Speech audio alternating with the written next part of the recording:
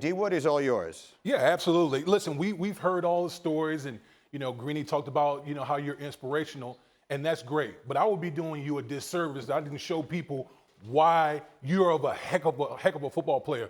Football is really, in its simplistic form, it's just running, tackling, doing all those things. We're gonna see this first play right here. This is a spin move by you against University of Houston. Just talk to me about this right here. What the instincts part of it? What made you do that spin move right there?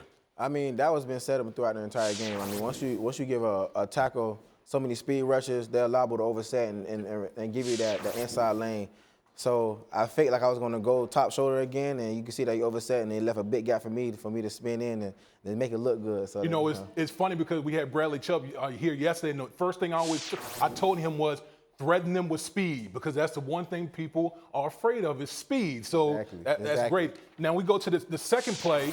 The second play coming up, it's another aspect of your position that you're going to have to do, which is cover.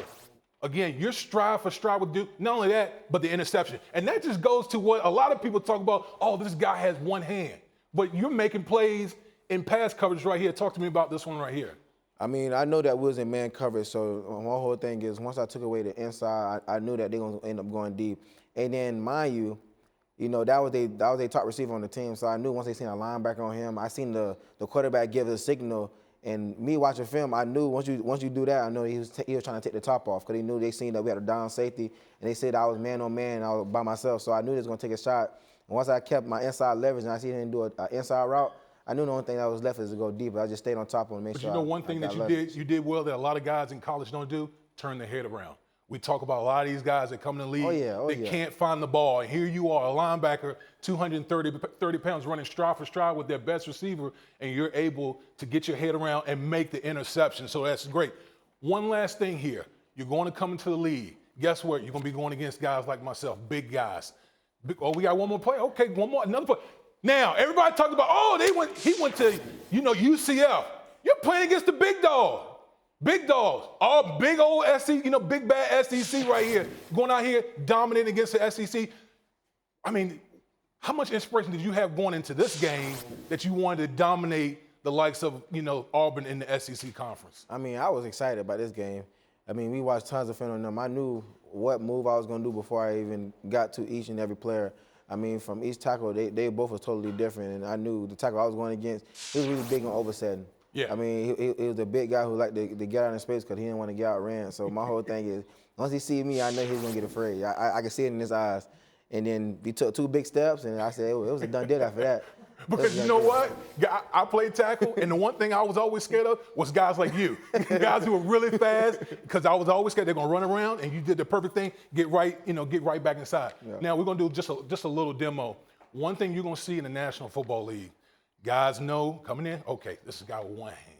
Mm-hmm. It's almost like looking at the injury report. A guy got a sore ankle, I want to attack it. How do you prepare for something like that? Because teams in the National Football League, they're going to scheme you. They're going to try to scheme you to try to take you out. Mm-hmm. What is your mindset coming into the National Football League? My whole thing is just make sure I got to stay on top of the guys I'm going against, make sure I know tendencies, because I mean, once you know tendencies, that's going to put you a step ahead of everybody else.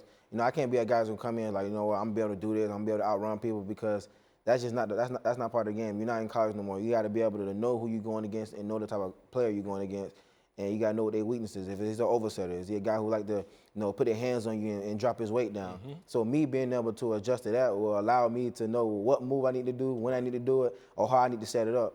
So I think that's what's going to keep my advantage, is knowing who I'm going against, know what type of player it is, and know if he's a guy who like to overset, pass rush him fast a couple of times, get him on his heels a little bit, and then make a move on him. Or if a guy who like to, bomb rush or sit down and, use his weight to his advantage, have a guy who, get him sitting down a little bit and then make a move outside. I mean, that's the best way to do it, is knowing who your opponent is and being able to set up things before you even get there. And you know how you do it? Film study. You can tell he studies a lot of film.